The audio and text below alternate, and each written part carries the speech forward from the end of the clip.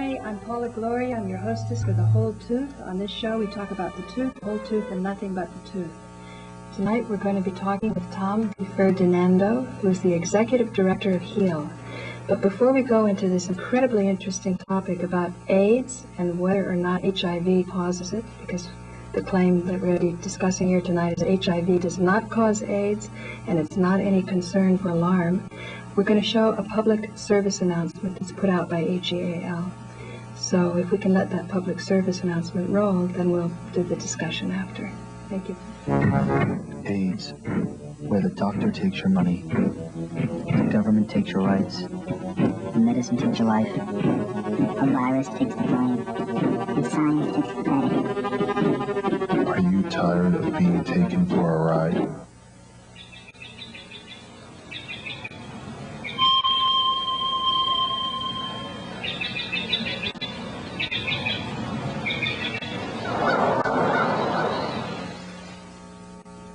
It's an incredibly interesting ad, isn't it?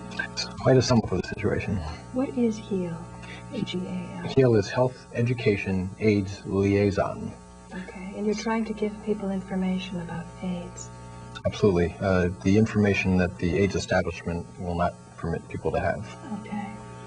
Now, on this show, we talk about dental health. We talk about what makes our teeth strong. We go into the controversy on mercury, whether it's poisonous or not, in the mouth. In other words, the Environmental Protection Agency doesn't let you throw it in the garbage can, and yet somehow magically it becomes okay when it's in your mouth.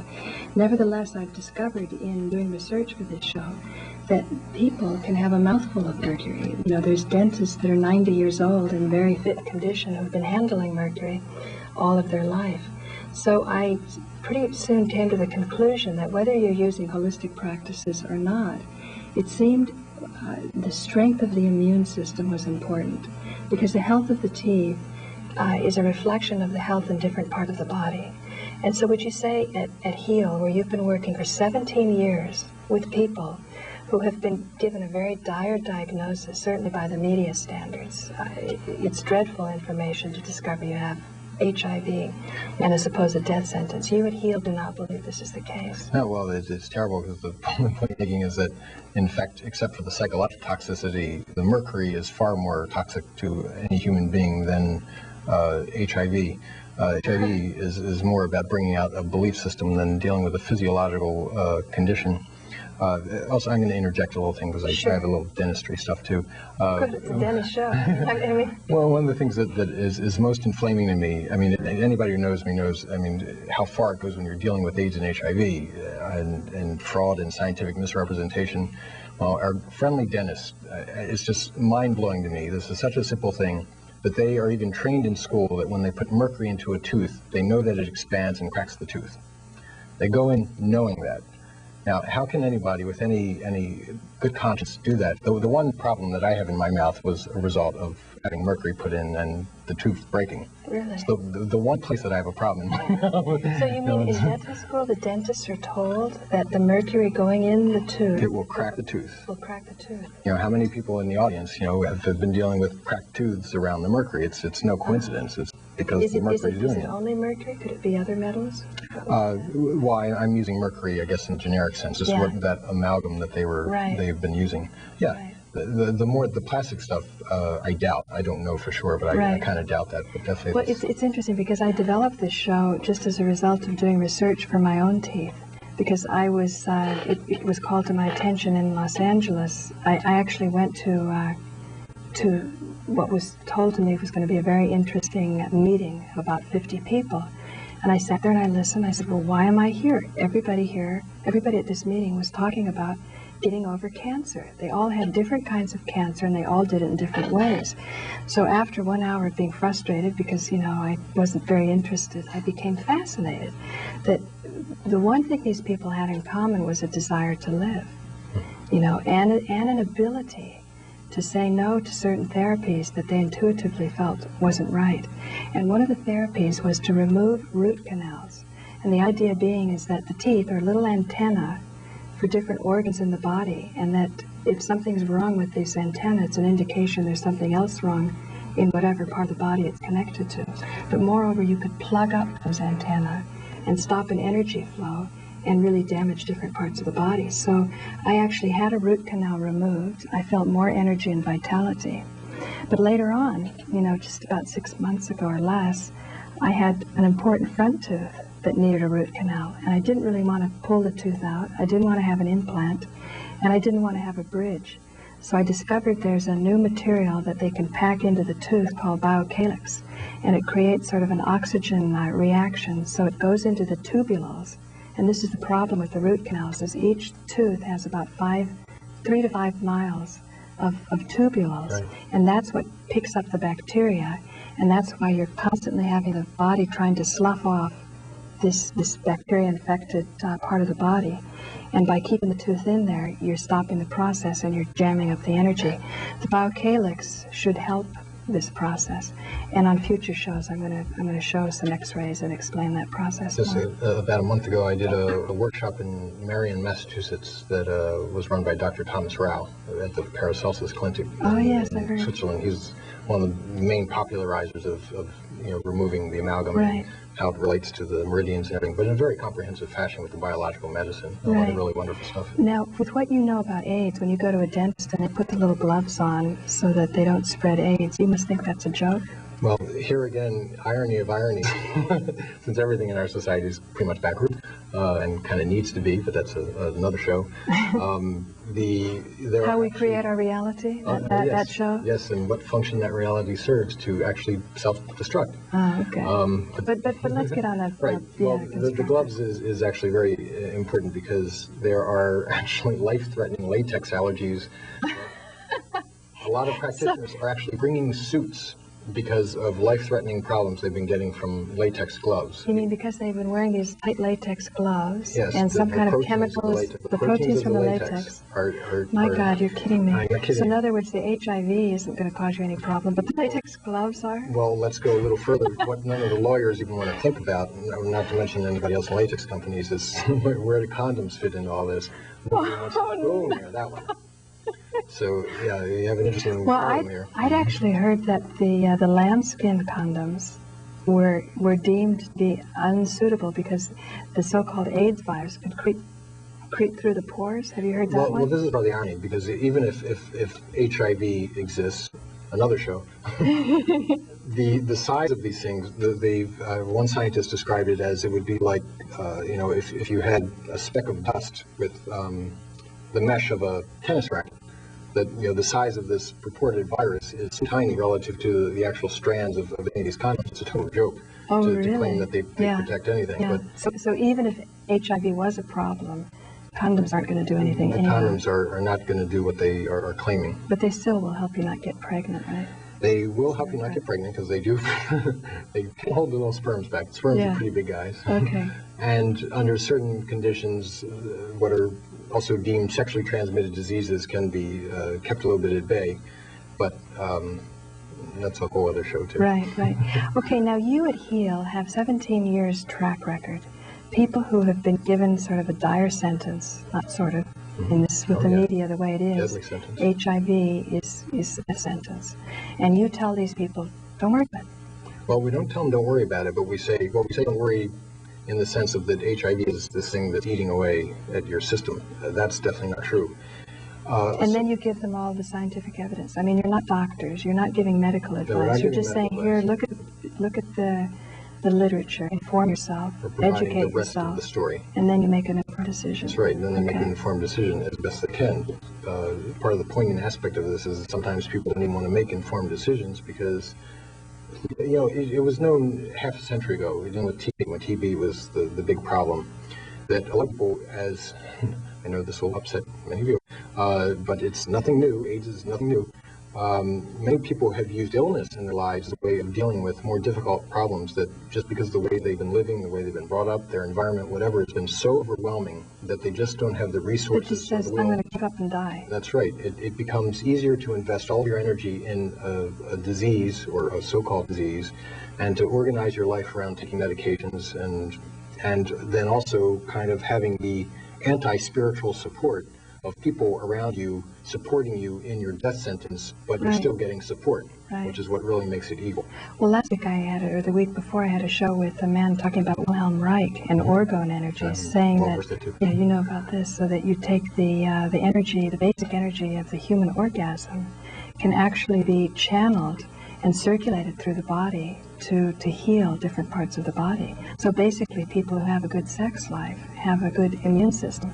And if you can develop a better, sexual enjoyment, you're going to develop better health. Absolutely, and that's better health on all levels. That begs the whole issue of where so-called safe sex comes in, and safe sex has been one of the most hotly debated issues. It's been the easiest evasion to get around because, from Reich's work, maybe I shouldn't go there too much. Well, I'll go there. The actual scientific evidence for those who want it is that sex where you have the fullest experience brought in with the whole tenderness, the whole emotional richness, everything with no obstructions.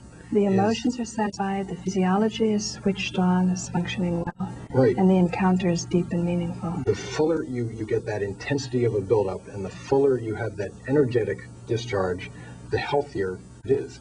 That is the safest sex of all.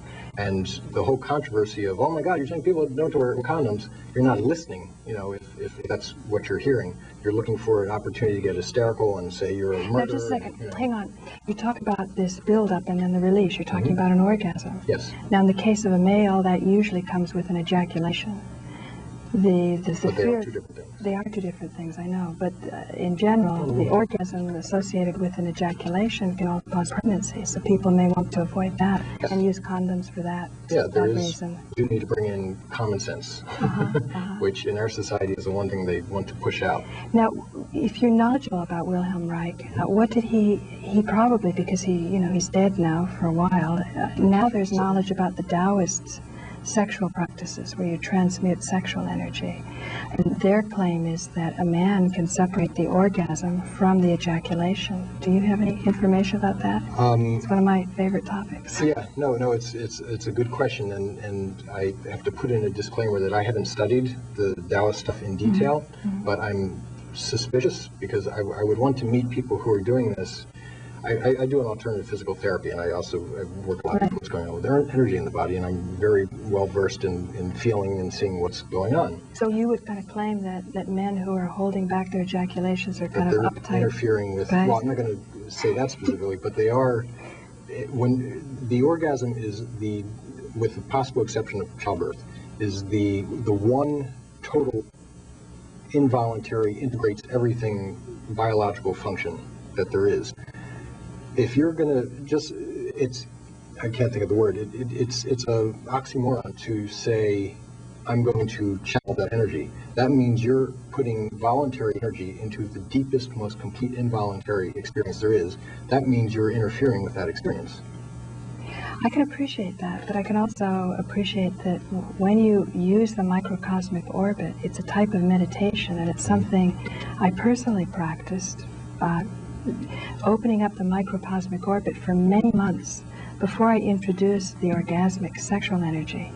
And then I discovered that you can move the orgasmic sexual energy up the spine and up the head. Now, the worst you can do is if you move too quickly, the energy is so raw, if it's not sort of smoothed out through this constant circulation in the microcosmic orbit, you can get a rush of energy up your head and you can get a headache.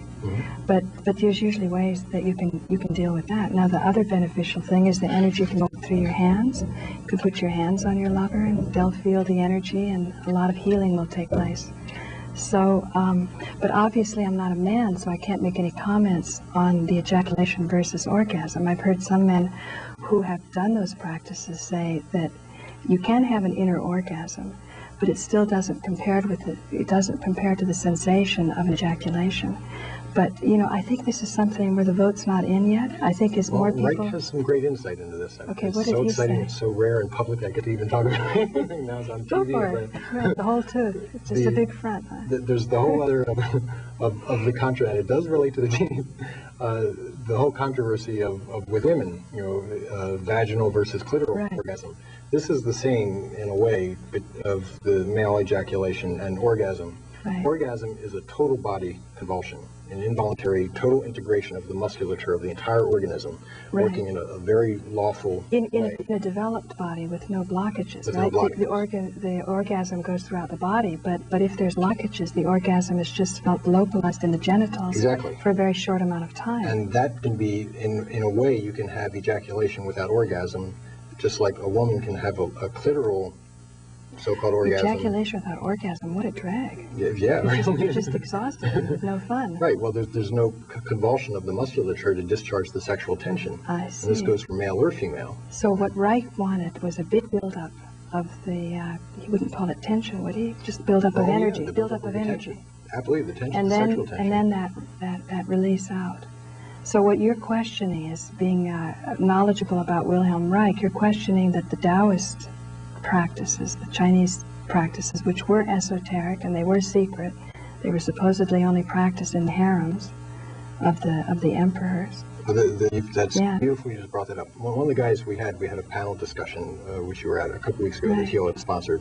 We had Dr. James DeMeo, who wrote an amazing book on the origins of child abuse, sex repression, and social violence in the deserts of the old world. And when you look at these practices, you always have to look at the social context. Right. And it's when you bring up the harem, you're talking about an authoritarian patriarchal society. Yeah, I know. I'm not too happy about the harem Right, myself, so you know. when you bring all these things together, see, I would want to meet somebody who's doing these practices who is living in a non-authoritarian patriarchal society. I question whether or not that would actually what be the claim is that you had hundreds of women and only one emperor. You know, so these women had to do something with their sexual energies, and that they learned how to develop and circulate the sexual energies, even though they didn't have the emperor every night, Right. obviously. And then I believe at one time I heard that when communism came along or something, anyway, the harems didn't exist anymore, or there was a war or something, that these women went on, you know, they had to seek employment elsewhere, and they became much sought after prostitutes because they had these tremendous abilities. But what were their relationships like? Yeah, I know. But It gets into But it's a huge it's interesting topic. because what you're talking about also points out, you're talking about a survival mechanism. They were living in an unhealthy situation and found a way to get a modicum of health and happiness in their lives. I'm all for that. You live in an unhealthy circumstance, you got to do what you have to do. Right. The question is, what function is it serving? And if you can change the wider context, does that then change? Well, actually, what the claim was is that the Yellow Emperor, being a very evolved man and having particularly 3 women that were also very evolved, I mean, these were on the category of saints and Buddhas or you know, what we think of as holy people. They just didn't deny sexuality, and they took it into what you'd say an art form or a spiritual practice. But the claim was that after making love to 10,000 of his concubines, and that could probably be just a figure that's used to mean a lot, not necessarily literally 10,000, but he was supposed to have gained such mastery that he ascended with his body. He didn't die. So what Jesus Christ did isn't something that can't be done elsewhere, and that you can't see evidence of it in different parts of the world. Of course, you could not believe it. But today, the people that are bringing this out claim that they're bringing these secrets out because the times are so desperately in need of it. And that they say also the best way to keep a secret is to put it in a book. You put it in a book, nobody reads it. But if people are really motivated, they can look at it, get the information, and perhaps do something really marvelous with it. It's interesting you mentioned the 10,000 partners, because even the conventional AIDS establishment recognizes that even if you buy into the whole HIV/AIDS hypothesis, that it takes thousands of sexual contacts in order to pass one HIV. So, you know, we're talking about heroic efforts and things that are totally unique to most people in America, if not the world. And it's being imposed on everybody. Everybody wear a condom all the time. Everybody's at risk. You know, we're dealing with beliefs. We're dealing with industry and prejudice is what we're dealing with. You know, not for the benefit of our viewers, I want to say that many of the comments Tom makes seem to be very, very shocking comments, but he can substantiate it all. It's a vast study. So later on in the credits, you'll see there'll be a number for HEAL, where you can go, and I would highly recommend all of you to go. And also, Tom has a show. You want to talk about your public access show? HEAL has a program called HEAL This Week. It's on Friday mornings at 10:30 a.m. on Channel 56. And there we cover a lot of this controversy from many angles. We also have HEAL meetings every Wednesday night at 8 p.m. at 1 Little West 12th Street. Is that a good place for somebody to go if they have HIV? Oh, absolutely, absolutely. You know, if you've been given this positive diagnosis and you have an open mind and you want to look for alternatives and what you need to do, if you need to do anything, then you come to a HEAL meeting any Wednesday night at 8 p.m., which of course is during your show, so they have to miss your show one night. You can tape the show and go to the HEAL meeting, please. There's 1 Little West 12th Street at the big community center there. And HEAL's number, which you'll get at the end also, is 212-873-0780. So basically, you're not a bunch of philosophers at HEAL. You're not just speculating that there's no such thing as HIV. You actually have 17 years of concrete experience with people who have opted not to go with carcinogenic, pathogen, mutagenic drugs. Yeah, dangerous drugs, drugs that even cancer patients aren't given, were initially the drugs that were given to AIDS patients, so-called AIDS patients. And it's not just us. We are working, we are like the penultimate of the grassroots people. We are working with an international network of prominent scientists, including Nobel Prize winners, journalists, activists, physicians, and a lot of other people around the world who are trying to get this message out, but most people haven't even heard of it or know it exists because they live in the mass media. Would you say that most people that come to a HEAL meeting have an open mind, that they're looking for something more? Most. Some come for the tension of the fight, but we diffuse that in a big hurry. Yeah, you don't need the tension or fight or blaming people with pharmaceuticals, even though could be reasonable to do that. So when people come, you try to give them a positive message. Oh yeah, no, well we do give them it's encouragement. As the president of HEAL, Michael Elner, points out, you see how they twist the language. I mean, here we want to give a positive message, but being positive is supposed to be a death sentence. And this is the craziness in our society, and that gives the tip of the iceberg of what people have to deal with. But they would say you're giving dangerous information. You're telling people they don't need to wear condoms. They don't need to worry about a sexually transmitted disease, even though you can counter it by saying, well, the scientific evidence is it would take 1,000 encounters to pass one HIV virus if maybe it was even a problem. We're saying inform yourselves. We can point you in the direction if you want to educate yourself about these matters. This is what the scientific evidence is. This is what we see. We're not here to be right. We're not here to fight. There's better things in life to do other than be an activist. But we feel a responsibility, and it's also a matter of conscience and the fact that because we care about our own loved ones and families and our freedom in society, that these things, people need to know about this stuff. And if they have the ears and the eyes to listen and see, we're there to provide a hand, and hopefully they will then, provide a hand to others themselves. I like what you're saying. I mean, you're not a card-carrying activist. No. You're just a human being who wants to get correct information to people. I put after my name HBCS. What's HBCS? Human being with common sense. That's the main thing that is destroyed in this world today, other than people's sexuality, is the capacity for common sense. Right. And that really became popularized in the time of Einstein, unfortunately, when everybody got into is a different type of hysteria of, nobody can understand these things except scientists. And even then, exclusive scientists. Right. It's not the case. But anybody can understand. But everybody who has a human body has a certain responsibility to be a certain degree of a scientist to find out what to do. So basically, to recap the argument, HIV doesn't cause AIDS. But what does? Because people are sick.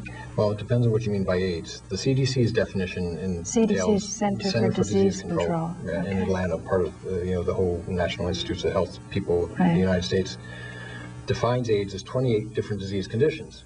Now, each of these so-called diseases have different causes. So what a responsible doctor would do is what doctors used to do, which is they would take a very careful medical history with somebody, which they really don't even do anymore. Now it's somebody comes in, they subject them to all kinds of biotechnology, which absolves everybody of responsibility, kicks them out of the office, or writes them prescription and kicks them out of the office. So you tell them to take responsibility, to strengthen their immune system, take their vitamins, do their exercise. Identify your health risks. Identify your health risks in the way you're living and what you put in your body and the relationships you have and the environment you live in, the type of work you're doing, the rest you get or don't get, all the real things in life upon which health and illness are predicated.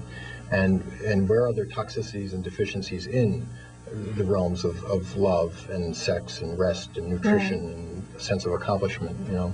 Sounds like it's a nice group of people. Oh, it's an extraordinary group. I've had a fantastic time for the 6 years or so that I've worked with them. Yeah. And the most open-minded and educated group of people I've ever been around in my life. I mean, it must be frustrating to you that that there's so much misinformation going on, but it's probably encouraging that you're with a group of like-minded people who are trying to help each other. Well, to some degree. First and foremost, we're about self-empowerment and self-responsibility. And what I put out to people, whether there's a distance or not, is if you aren't taking some charge of your own life and health and having some modicum of fun at it, then somewhere you're actually part of the problem, and you should use that as an indicator. Are you there for the tension of the fight, or are you there to deepen your own self-understanding so you can have an influence on this whole social, psycho-spiritual reality we have and help move it in a way that these conditions can become more consistent with our deepest humanity so we can live with some real creative health and happiness like we're meant to. Right. Well, that's the hope, that we can channel more creativity. So it's just been really great to have this conversation with you, to start off with dental health. And from thinking about the teeth, we think about different parts of the body. And when we think about different parts of the body and we think about how our body's operating, we think about other bodies and that we can share the best of information to make it a better world. So thank you so much for joining us here at The Whole Tooth. Welcome, my pleasure. Thanks. I'm Paula Gloria. Thank you for joining us at The Whole Tooth, where we talk about the tooth, the whole tooth, and nothing but the tooth. Tonight's guest has been Tom DiFerdinando, who's the Executive Director of HEAL. So join us in future shows, and thanks again. Keep smiling.